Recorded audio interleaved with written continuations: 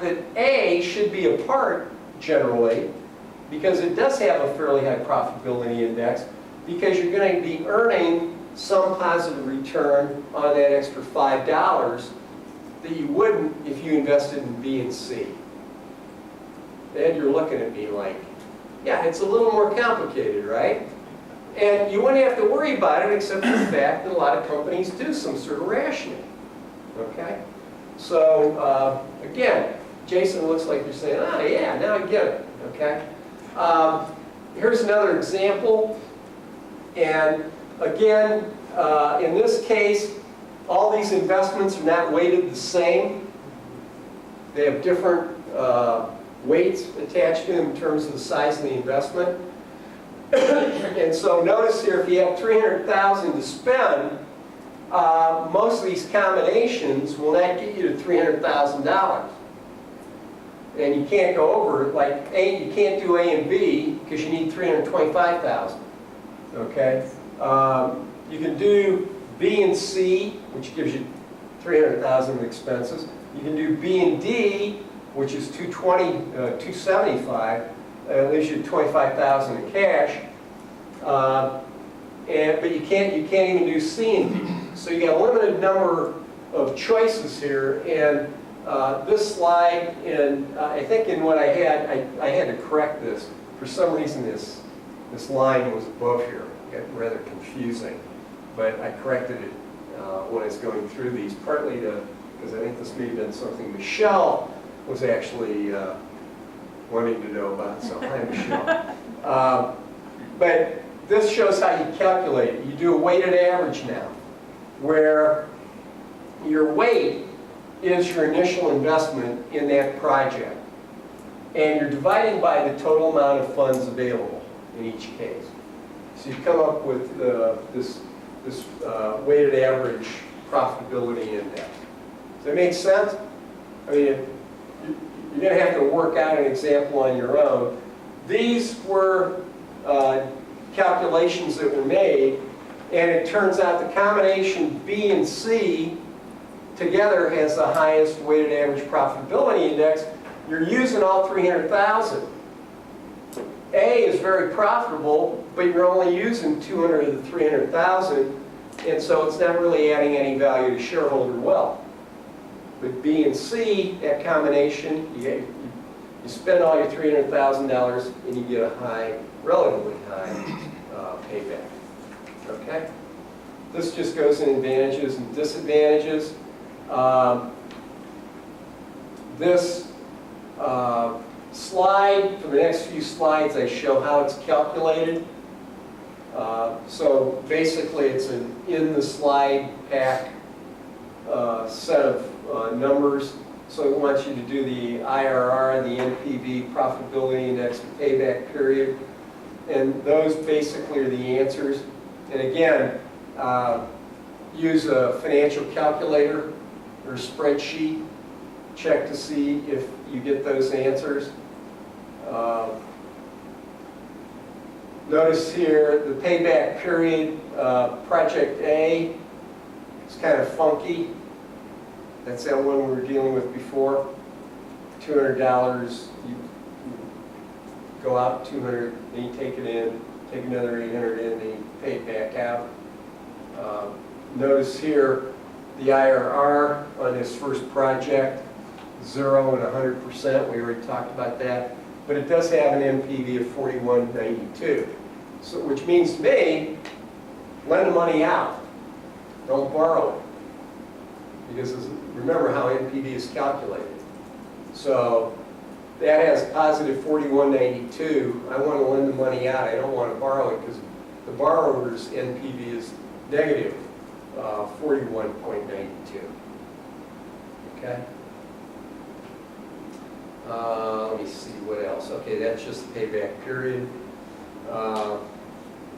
These are the profiles, the NPV profiles, which are graphed there, just so you get a good sense of how you utilize this stuff.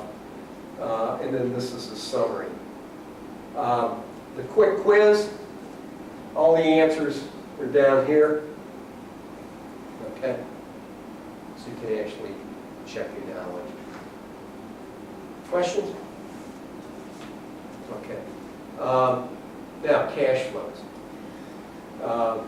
I used to hate capital budgeting. Still, I'm not a big fan because I took accounting. I suffered through it. Didn't like it. Okay. When I got to economics, when I got to finance, I said, hey, no, this makes sense because you make decisions with this stuff. Finding out that I got the right answer to an accounting problem never thrilled me. When you get into cash flows, you have to get down and dirty with accounting numbers. You can't avoid it, okay? And to me, that's the trickiest part of capital budgeting problems, okay? Although determining what the appropriate discount rate can get tricky at times as well. But I really personally have a harder time doing this stuff. So some of the key concepts that we'll go through on this slide, Michelle wanted me to talk about equivalent annual cost approach as well. So some of the key points, it's cash flow. It's all about cash. Okay, financial decisions based on cash. Some costs do not matter. All right, forget about it. That can be recovered. It's always about incremental cash flows. Opportunity costs matter.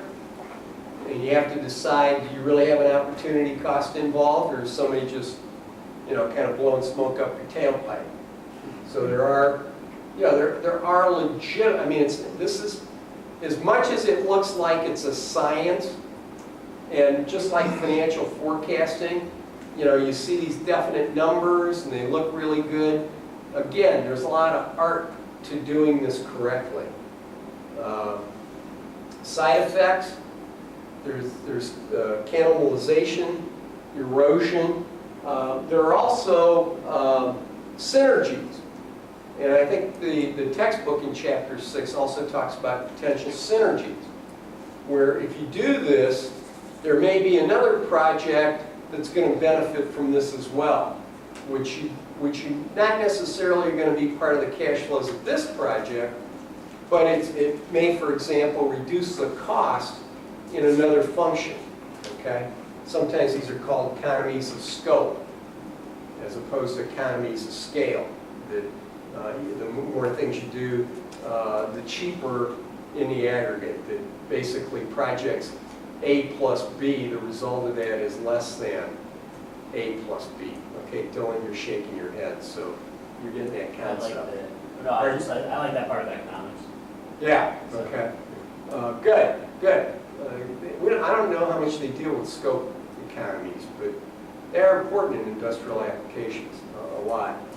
Taxes matter, especially the fact that capital expenditures are tax favored. Okay, you can't write them off completely, but you do get to write them off over time. And typically you get to write them off faster than what your real ability to use the asset is. Okay, and inflation matters, and that's oh my God, drives me nuts. Okay, you're all familiar with depreciation. Again, you had some of this stuff during the summer, and you probably had it in your equivalent of 521. So depreciation is non-cash expense. So it factors in to your expenses, but it does not factor into your cash flows.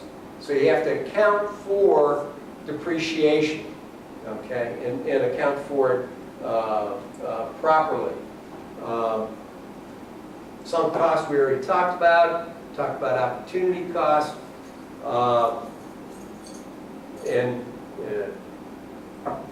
okay, yeah, see the Chapter 5 part. Okay, we get into that whole idea of mutually exclusive events. So you have to be careful there. We talked about erosion already, synergy, so I'm not going to say anything more about that. Fair enough? Okay. Now, typically, and we've already, we've dealt with operating cash flows when we talked leading up to the Horniman case. Okay? We talked about operating cash flows back then. So your operating cash flows are your earnings before interest and taxes, minus your taxes, plus your depreciation. That's your operating cash flow. Why? You have to pay taxes, but it's not part of your operation, and depreciation is a non-cash item, okay? Salvage value, sometimes it comes in, it can play an important role, sometimes it isn't. And we've talked about it both with the Crest white strips and with Horniman, we put a lot of emphasis on net working capital. Notice amortization is another non-cash expense. We don't put in interest expense, and this is where people get tripped up. And there's this thing called the separation theorem, and that is the way you don't want the way you finance a project to dictate whether or not the project is viable, which is why you get to the weighted average cost of capital concept.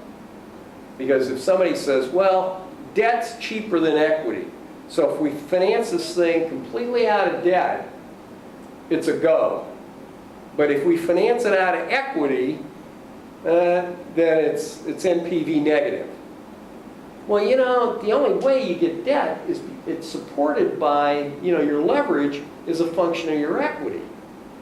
So if everybody starts making decisions based on using the cost of debt, obviously, sooner or later, you got to pitch in the equity and you're losing money on the deal, all right? So how do we avoid that? With NPV, we assume a discount rate. And we assume that how that discount rate is obtained is a separate decision from the NPV decision, okay?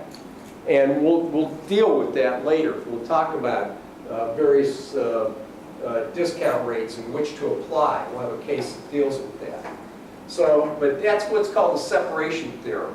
How something is going to be financed should not, you know, your financing is based on your liabilities. We're talking about using your assets to add value. So we want to focus on the asset side. Now, this Baldwin case flows through chapter 6 of the textbook. And Michelle had asked about that. I've done sort of a skeleton review of various aspects of this Baldwin case, okay? And it's complicated, all right? It takes 2 slides just to put up all of the various assumptions that we have in there, okay? So, you know, we've only got about 15 minutes, maybe even less. I don't know, Jim, are you going to try and do anything? Okay. But notice here, okay? Well, I mean, 15 minutes, what are you going to do, right? He's very gracious in this regard, I might add. Over the years, we've worked all this stuff out, one way or another. But notice here, you got a factory site. It has a market value, so there's an opportunity cost concept there. Okay? You've already done your test marketing. It turns out what they're going for is instead of having just plain old black bowling balls, they're multiple colors, you know, flashy colored bowling. Any of you bowled lately? Any bowlers in here? Now that I have grandchildren, every once in a while we go bowling again. And you haven't been to a bowling alley in a while. There's a place called, I think it's Freeway Lanes. Oh, yeah, we've gone there, and there's a place out in Willoughby or Willowick. Oh, a big place. Yeah, Wycliffe. Is it Wycliffe? Yeah. Yeah. You can bowl like everybody can bowl for an hour like for $50 or something. I mean, it's, you know, crazy. And after an hour, my arm's like this. But anyway, so the whole thing is, the premise of this mini case is that they're going to develop these new colored bowling balls. And perhaps they have some performance characteristics as well. So they get a machine. If they're going to be successful, this is a new product line. It's going to increase their sales, so they're going to have to increase their net working capital, which is typical in a revenue. When you have a revenue case where you're going to enhance revenues, you're going to have to increase your net working capital. Sometimes you get into situations where you have a cost case, where you're not trying to increase your revenues. What you're trying to do is bring down your cost. Revenues aren't relevant then, okay? And so your working capital needs typically kind of disappear. And then they give you the production, and it's not even. It varies in each year. They assume 2% inflation with a price for the bowling ball of $20. This is an old case. And then they have your production cost, your annual inflation rate, working capital, yada, yada. So these are the operating, sort of the component of the case that deals with the investment side, okay? So it's strictly about the cost of the bowling ball machine, what's going to happen with depreciation, makers or MACRs, okay, modified accelerated cost recovery system, very commonly used, and that's what they use here. These numbers, I noticed, are slightly different from what's in the textbook, like out in the second decimal place, so there are some small differences. Here, I circle this opportunity cost of the warehouse. You know, we could sell it if we want to. There's an assumption that it has the same value at the end of it. It could be more or less. You have your net working capital amounts based on the fact that you have to increase it because you're increasing your sales, and it goes up with your increase in sales. And so this measures your change in net working capital, and then this is just the summation of all these various columns. Okay? And again, more explanation in the text. There's more explanation in the notes. Okay? Sales revenue are computed based on a starting value of $20 per ball, and then 2% rate increase, and then you have these various production schedules that you're going to follow. These are your operating costs. You're given enough information to develop your operating costs, your production costs, based on a starting cost of $10 per ball with a 10% inflation rate, which is high, excuse me. And then you have to note how much you're producing every year. The depreciation comes from the MACR schedule, okay? And then this pretty much summarizes your operating cash flows, okay? And then from that, these are your operating cash flows here. And then basically, this is sort of like NOPAT, okay? Your net operating profit after taxes. And so you have your basic investment cash flows there, discounting them at a 10% cash flow, bingo, you get your answer.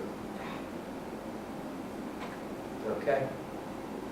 So the bottom line, I think the key thing is to go back, if you didn't understand that, go back, work through this, look at the textbook, you have the slides next to you for additional explanation. But basically, we're going to be doing 3 or 4 cases. Most of the other cases we're going to be dealing with the rest of the semester. In one way or another, you're going to have to use this approach. So you got to get comfortable with it. This just uses those principles we found in Chapter 5 in terms of NPV. And it turns out that the IRR excuse me, is 15.68%. And since we're using a 10% discount rate, that is our assumed kind of underlying cost of capital. We do a go decision with that, and the NPV is positive, so we use a go decision with that. These next few slides basically say the key thing is it's very easy to get confused and to mix apples and oranges. in capital budgeting projects. And you have to decide, are you going to do the NPV in nominal terms completely, or are you going to do it in real terms, okay? Where you adjust everything for inflationary effects. Now, from your economics, you should know that when we think about interest rates, when we start quoting interest rates, those interest rates usually are in nominal terms, but you can also calculate the real rate of return, okay? So if you have like the 10-year T-bond, okay, or T-note, they still call them notes or notes? Okay, yeah, 10-year note hit, I don't know if it's ever been this low, ever. Well, it was, I don't know, but it went under It 2%. was one for 'em. Yeah, it went under 2% today, okay? And again, market had a terrible day and then it recovered at the end. But it's under 2%. Well, if inflation over the next 10 years averages 1%, what's the real interest rate? It's one. What? You're saying one? Yeah, what were you going to say, I Dylan? said the difference. Yeah, okay, the difference. Yeah. It's 2% minus a 1% inflation. Now, you have to be a little bit worried because the real return is not quite just a subtraction.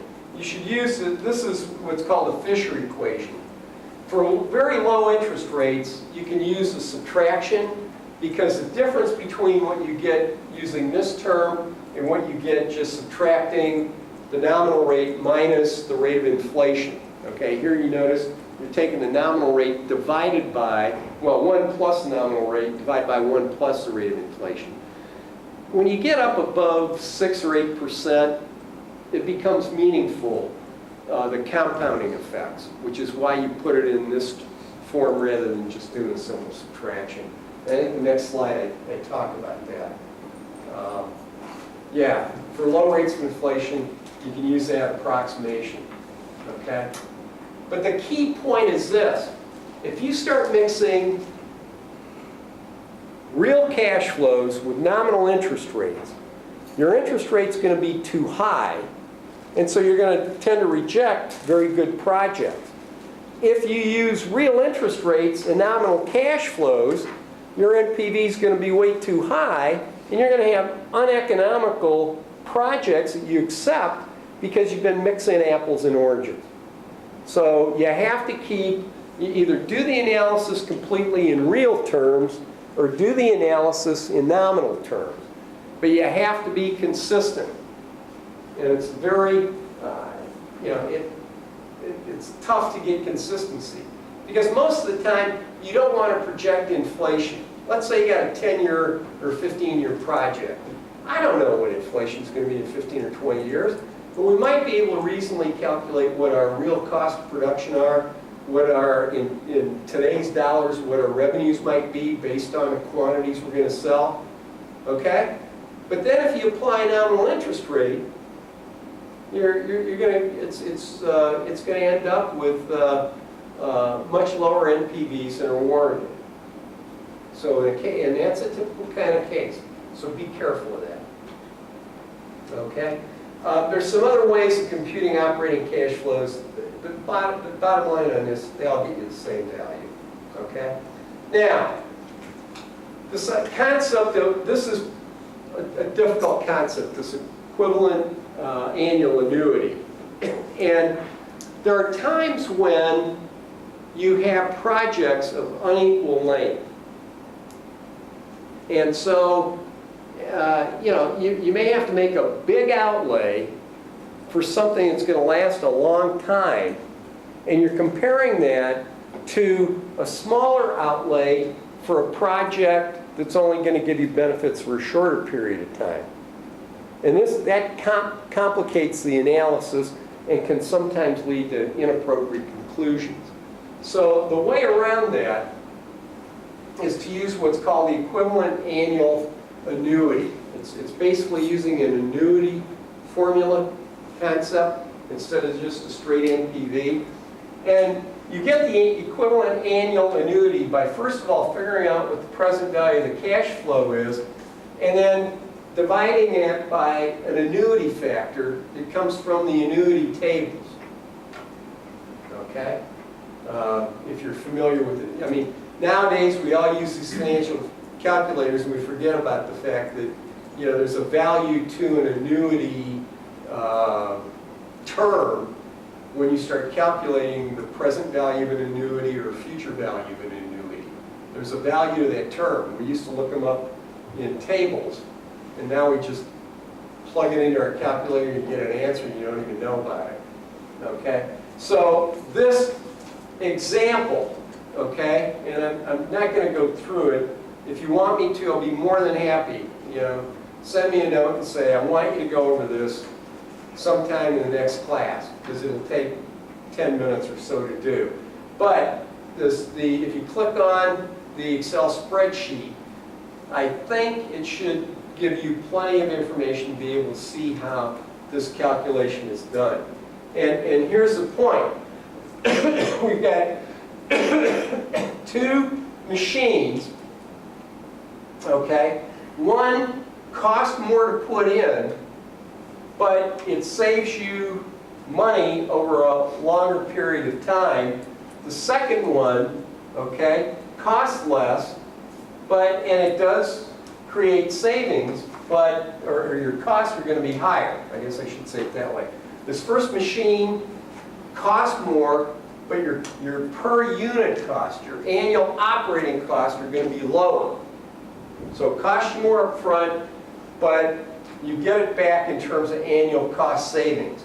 Here, you pay less for the machine up front, but your operating costs are higher.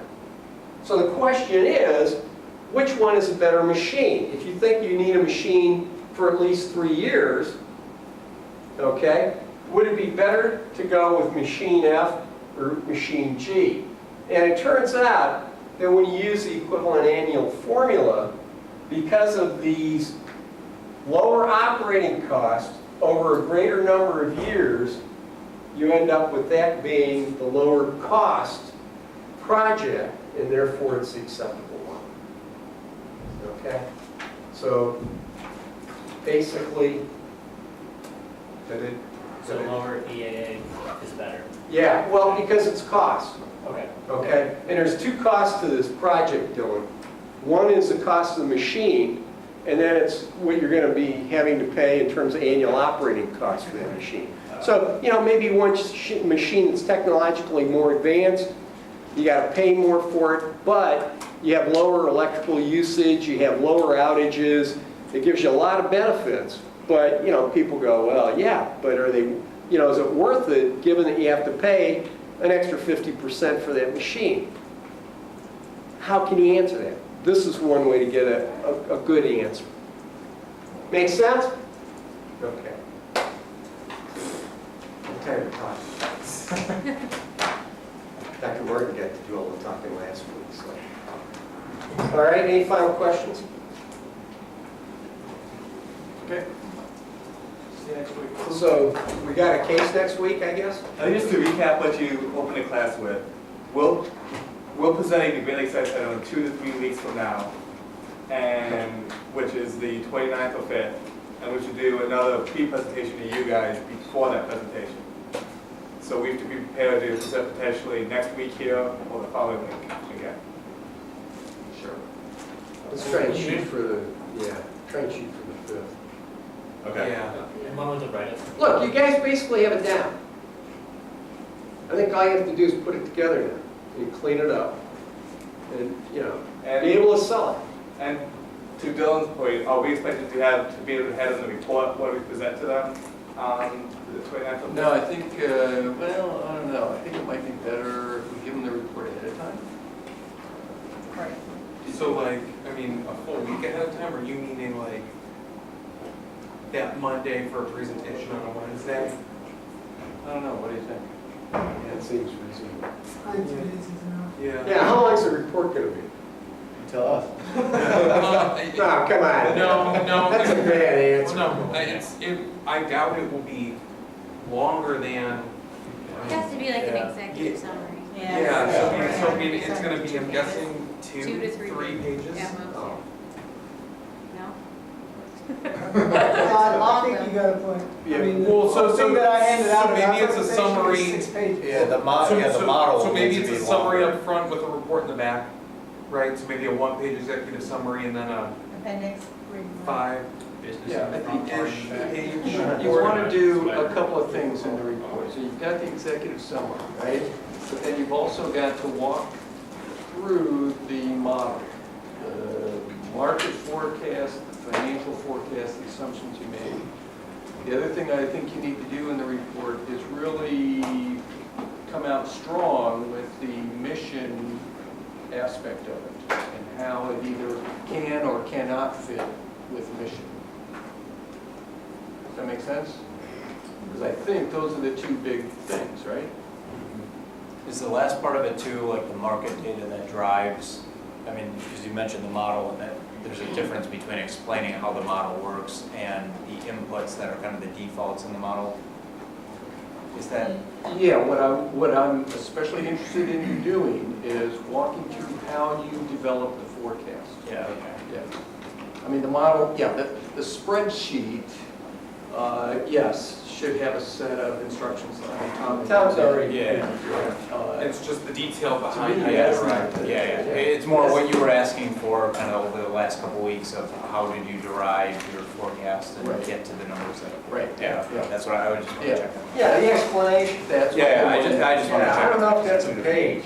I would tend to think you need. Yeah, that's what I said, the executive summary is one thing, and then I think you've got these two larger pieces.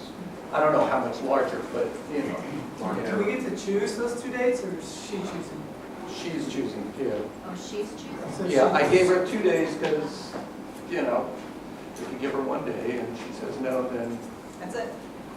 so I gave her 2 days. Alternative. And then are we doing it here or there? There. I'm guessing, yes, that's what I was assuming. So then I guess the explanation is before we leave, could the visual team try to get us the presentation by next week so that Yep, we could go through it maybe a couple times? absolutely. I Yeah, know, we, practice it again. we, Yes. we have all the visuals together, it's just Yeah, a matter of yeah, they putting look it pretty together, but the visuals are there. Okay, and then, yeah, we just walk through the format of it. Yes. And then, do we know who's writing the paper? No, we don't know it yet. Why don't we try to get the presentation ready, because that kind of writes the report Yeah, it for does. us. And if we've put it in and we combine it with all the stuff we've already done, it's basically written. We kind of just Yeah, need to. you better write the report well, or otherwise you'll be confused when you're walking in there. First impressions are going to be really critical on this one. Yeah, I mean, all the data that influences the model, I'll put that together because I already have it put together. So I can write that section of the report and I'll just keep it a page or less, driving how we got to those market conclusions for the person forecast. And whatever else there is from your model and from your work, Colin, we can just add in. All right? And I'm assuming the risk team's writing. Yeah. Sure. And then the mission, risk and mission are all. Risk and mission. Yeah, okay. And then once we have the presentation, you kind of have a draft to work off and say, no, let's add this piece, let's take this out based on what we're presenting. Here's how it aligns with the report. And structure it this way. So do you want time next week in class to work through some of these things, to practice the presentation, to do things? That would be, Yes. I think we'll be good. Okay, all right, so we'll plan on that. Okay, and then you've got the Vic Chemical case, right, Victoria Chemical Yeah. case, and customer lifetime value. Yes. What I'll do is try to put together some summary points on some of the articles that we've had. so that it kind of make the discussion a little bit easier. I appreciate that. Yeah. Can you,